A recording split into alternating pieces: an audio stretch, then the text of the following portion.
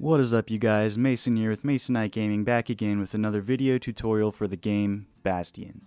Today I'm going to show you the strategy I used for getting the achievements Just Like That by completing the Kid's Dream, Calamity All Around by completing the Singer's Dream, About the Author by completing the Stranger's Dream, and last but not least, the Ashes in the Sky achievement by completing the Survivor's Dream in New Game Plus. My character is level 10, and remember, to get the achievements you must have all of the idols equipped in the shrine. First off, I'm going to show you the distillery setup I have, and then the weapons I'm using, along with the skills for each one, as well as the secret perk. All of the dreams will be in the description below, so if you are only having trouble with one, you can skip ahead after you see my suggested setup. For the distillery, the first one I'll be using is the Squirt Cider.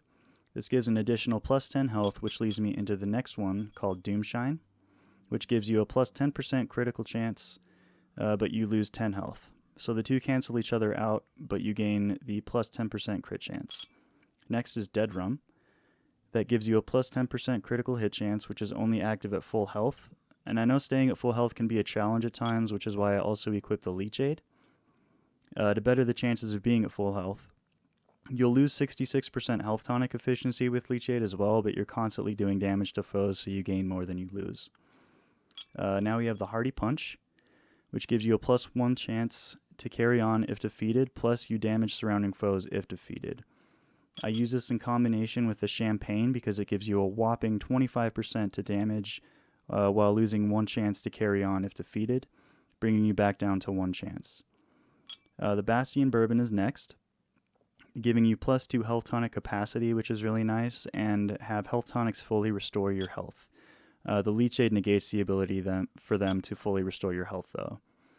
The last three I'll be using is the Black Rye, which gives you plus 2 black tonic capacity, the Life Wine that enables you to survive an attack that would have brought defeat, and then the Bull Brandy, which gives you a plus 15% damage to resistance. All of these combined ensures survival and maximum damage output and defense.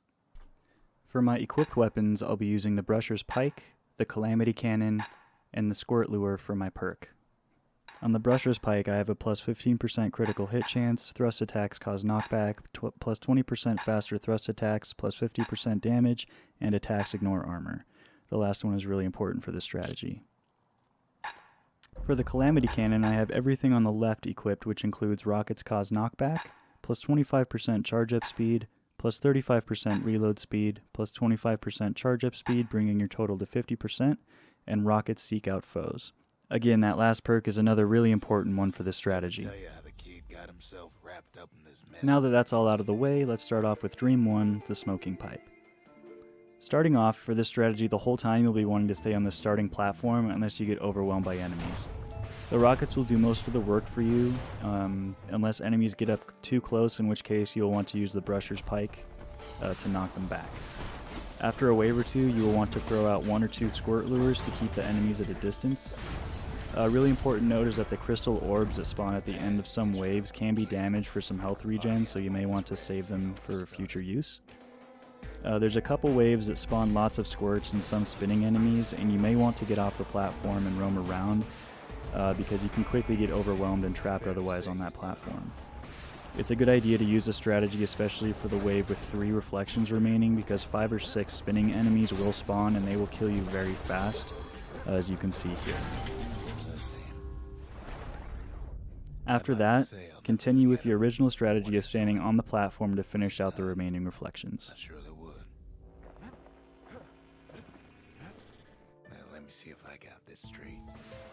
Now for Dream 2, activated by the Stockpot, also known as the Singer's Dream.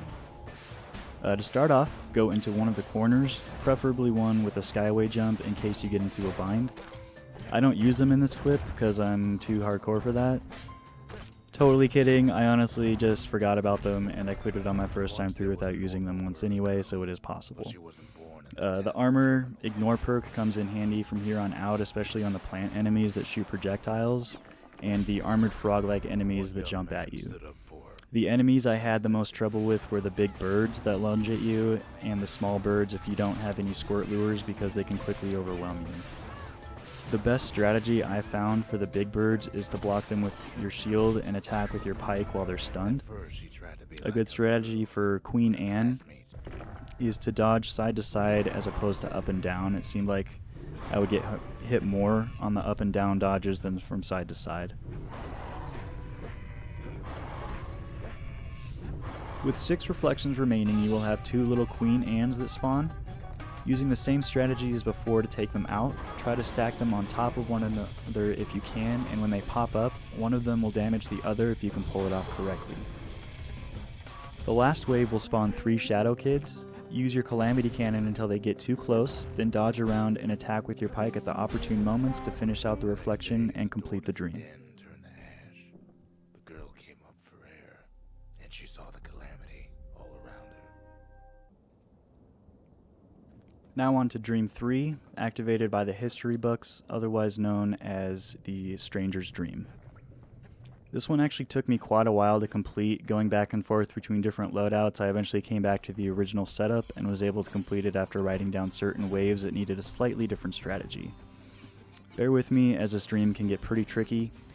For the first wave, walk around and collect all the squirts in a group and attack with a pike when you can. For the majority of the dream, you will want to come over and stay on the tip of this plank because enemies won't attack you unless you're close enough to them, and enemies can fall off the edge when approaching you. I will go ahead and put on screen which waves you will want to come onto the arena and dodge around instead of staying on the plank.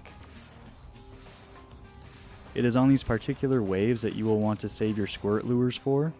They will, however, die fairly quickly because the enemies here do so much damage. Enemies will spawn all over the map, and ones that spawn far away from you or off screen won't come and attack you unless you go out and get closer to them. Unless they are Ura, they will seek you out. Your rockets will not seek them out unless they are close enough to the edge of the screen. Be careful on this plank though. There is a spot by the icicles that appears as though you can walk on it, but you can't and will actually fall through the map, so stay closer to the left side when coming back onto the arena. There are 2 other planks as you can see on the map to walk out on, but the one I'm using seemed to be the best and furthest away from the map, allowing me to deal with as little enemies as possible at any given time. If Ura spawn, kill them as fast as you can. Every time I failed, it was because I was unable to take out the Ura fast enough and I became overwhelmed very fast. The second enemy you want to take special care on are the armored frogs, the large ones. On wave X, 2 of them will spawn with 4 squirt boxes. Take out the boxes first and then concentrate on the frogs. To deal with the 2 frogs, either stand directly behind a spire and attack with your pike because it will attack through the spire, or lure them to the edge and knock them off. However, the second strategy is a little more tricky. Take note that from wave V on, you will want to stay off the plank and stay on the arena. It's just easier to move around. The enemies are a little harder to deal with on the plank than they are on the arena. Queen Anne is the last enemy in this dream. This dream was by far the hardest, and the next one you will be able to relax a bit more, and it is not as long.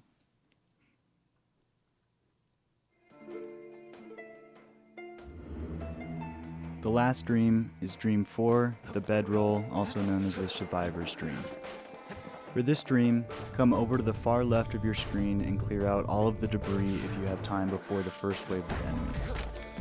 You will be staying at this point on the map for the majority of the dream, and the only time you will need to move about is on waves that spawn rattletails and stink eyes.